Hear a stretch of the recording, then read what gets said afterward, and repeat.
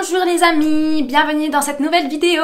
On a eu plein de nouveaux abonnés, j'adore, très excitant. Bienvenue aux nouveaux, et du coup il y a aussi une fille qui m'a dit qu'elle était la 999e et qu'elle espérait me porter chance. Et ben je te fais cette vidéo rien que pour toi d'ailleurs, ok?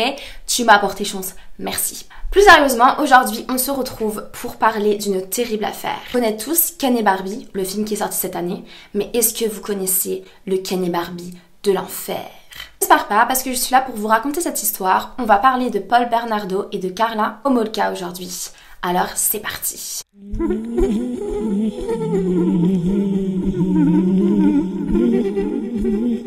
Pour cette histoire, on va se déplacer au Canada et on va aller à Ontario pour retrouver Paul Bernardo qui va naître le 27 août 1964. Alors Paul, il atterrit dans une famille où il a une mère qui s'appelle Marilyn, qui est fille d'avocat, donc qui arrive à assez bonne famille on va dire, et d'un père qui s'appelle Kenneth et qui est d'origine britannique et italienne. Alors son père n'est pas réellement son père, pas son père de sang on va dire, parce qu'il faut savoir que sa mère a eu 2 premiers enfants avec Kenneth, mais qu'après elle a trompé Kenneth avec un ex-petit ami à elle, et que c'est là où elle a eu Paul. Du coup Paul est le fils d'un autre homme et Kenneth le sait, mais il l'a accepté et il le considère comme son propre fils. L'enfance de Paul, elle n'est pas super parce que son père Kenneth, il est violent et alcoolique. Du coup, il s'en prend souvent à sa mère ou aux enfants quand il rentre du travail et qu'il est complètement bourré.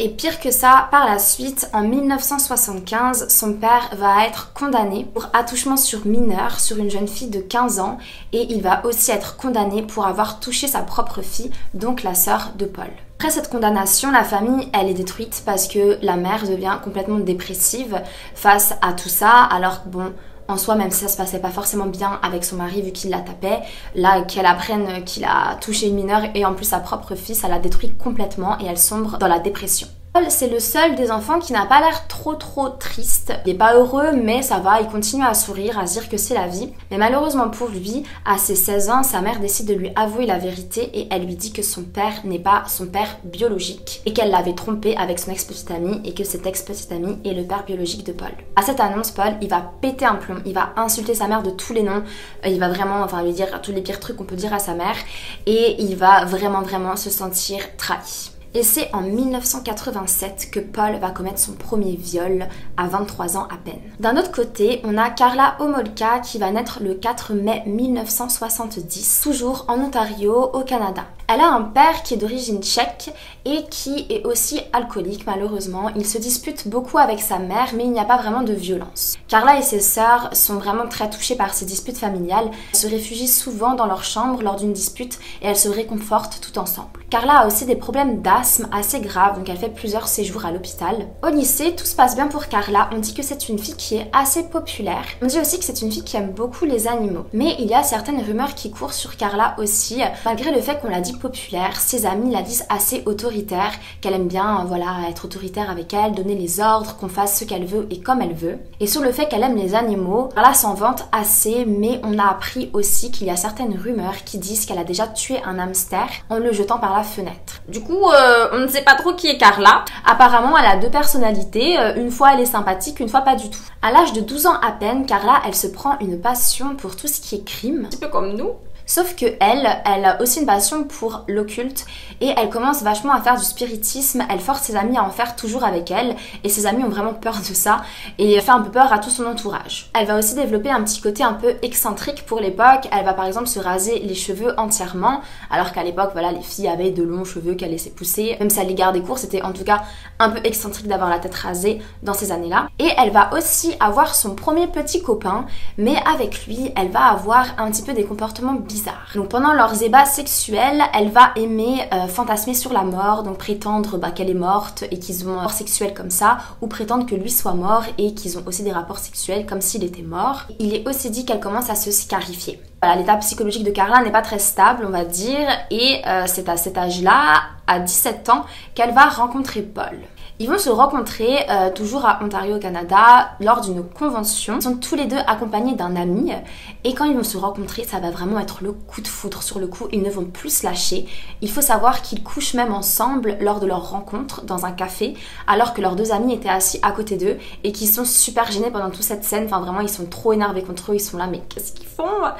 Donc on ne sait pas si c'est un coup de foudre ou un coup de folie, mais en tout cas leur relation est directement fusionnelle. Carla devient vraiment la chose de Paul, il lui dit vraiment tout le temps comment s'habiller, comment se comporter, comment se maquiller. Mais Carla a l'air d'aimer ça et dès qu'ils ne se voient pas, ils s'envoient des lettres d'amour, vraiment ils se manquent tout le temps. Et pendant leur relation, Paul agresse des filles sexuellement et Carla est au courant mais ne dit rien et accepte. En 1988, Paul a violé au moins 13 filles et il y a même un portrait robot qui est sorti de la police parce que bon, tout le monde commence un peu à se poser des questions. Et il y a des amis de Paul qui l'ont identifié sur ce portrait robot, mais quand la police vient le voir, ils ne peuvent pas croire que Paul ait fait ces atrocités parce que Paul, il faut savoir qu'il sait vraiment très bien parler. C'est un garçon qui est assez beau physiquement, donc du coup c'est pas l'image qu'on se fait du tueur en série.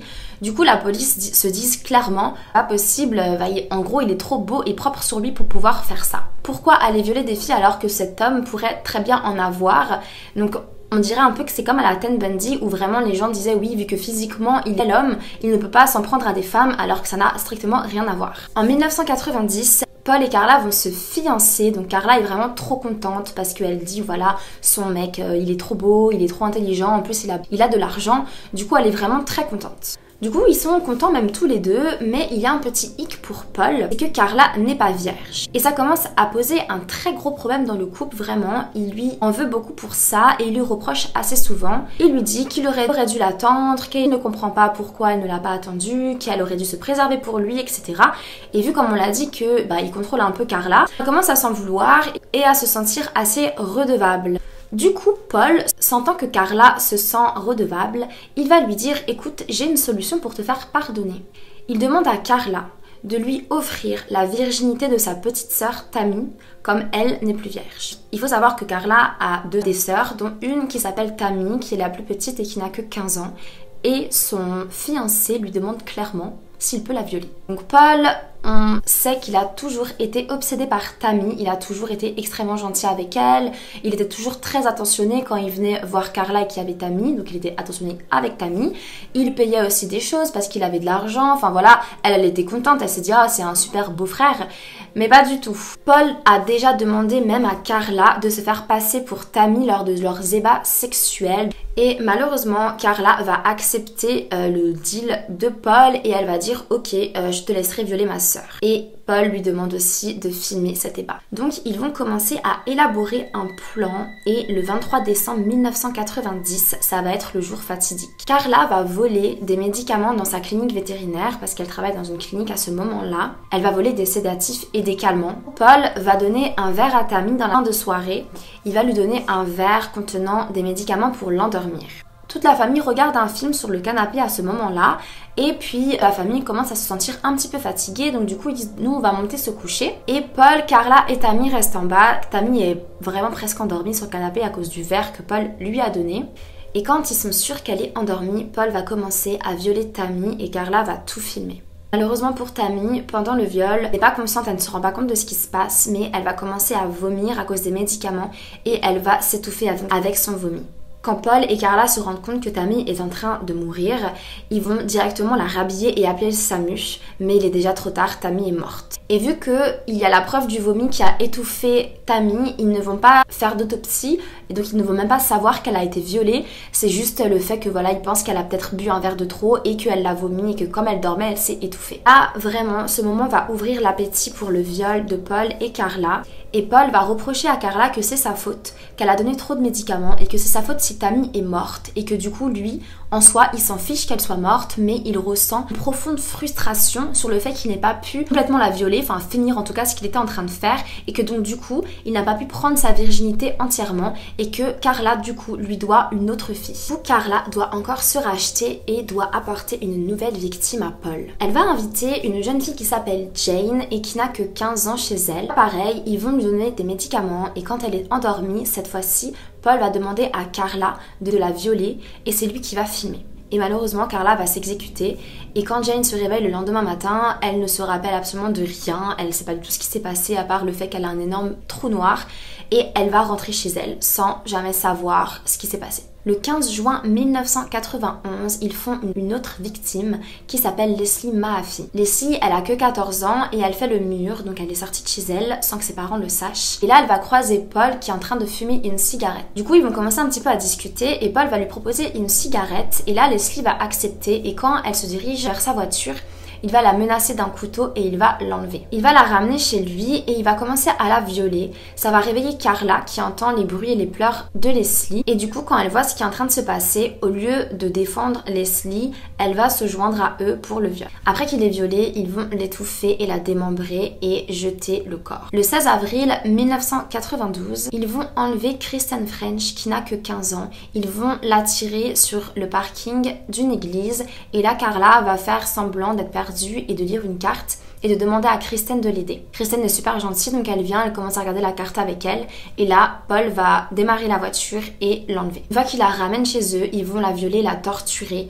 Ils vont vraiment lui faire une torture mentale et physique. Au niveau mental, ils vont forcer Kristen à regarder son père passer à la télé en pleurs et Kristen doit regarder ça. Ils lui montrent aussi la vidéo qu'ils ont fait en train de démembrer Leslie et ils lui disent clairement que c'est ce qui va se passer pour elle aussi. 3 jours après, ils vont en avoir marre donc du coup, Paul va violer Kristen une dernière fois et il va l'étrangler avec un fil électrique. Et une fois qu'elle est morte, il va encore la violer. Donc là vraiment, on parle sur de la nécrophilie, ce mec est fou. Le 29 juin 1992, Carla et Paul vont se marier. On est d'accord qu'on est en plein sévice, enfin ils sont en train de faire des meurtres de malades ensemble et ils se marient quand même. Le 6 janvier 1993, Paul il va battre Carla. Parce que entre temps, donc du coup on sait que c'est déjà une relation qui était très bizarre, qui est devenue encore plus bizarre et glauque.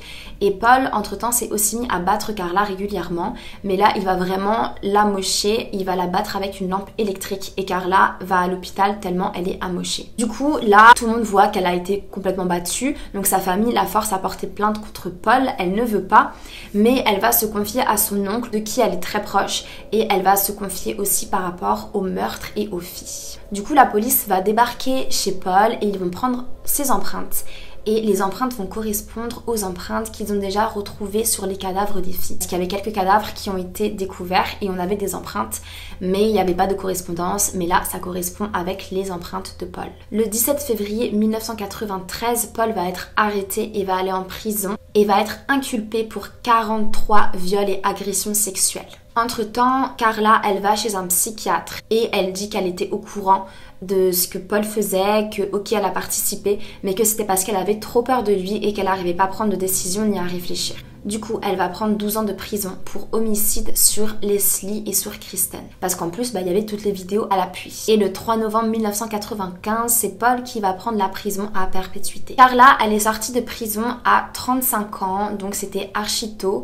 Et du coup, les gens du Canada ont vraiment protesté contre ça. Parce qu'ils ont dit, mais attendez, après tout ce qu'elle a fait, elle sort parce qu'elle s'est fait passer entre guillemets pour la victime, en disant oui mais moi j'étais la victime de Paul etc. Enfin elle a quand même tué sa propre petite sœur et elle a participé à plein de viols. Moi je trouve que honnêtement elle aurait pu prendre beaucoup plus ou alors ne pas sortir aussitôt. Du coup Carla elle a été forcée de vivre aux Caraïbes avec son conjoint et son enfant parce qu'en plus elle a retrouvé quelqu'un parce qu'elle en gros elle était plus en sécurité au Canada. Donc voilà, dites-moi ce que vous avez pensé de cette histoire qui est déjà terminée sur les Barbie-Ken de l'enfer. Moi honnêtement je trouve juste que c'est fou que Carla était un peu considérée comme une victime dans cette affaire. Après bon j'étais pas là clairement. Est-ce qu'on oublie ce qu'elle a fait à sa propre petite sœur? Moi je n'oublie pas. Enfin, voilà, n'hésitez pas à me dire vos avis en commentaire et je pense que je ne ferai pas une vidéo avant la fin de l'année à part celle-ci. Du coup je vous souhaite un très bon réveillon et bienvenue en 2024. Au revoir.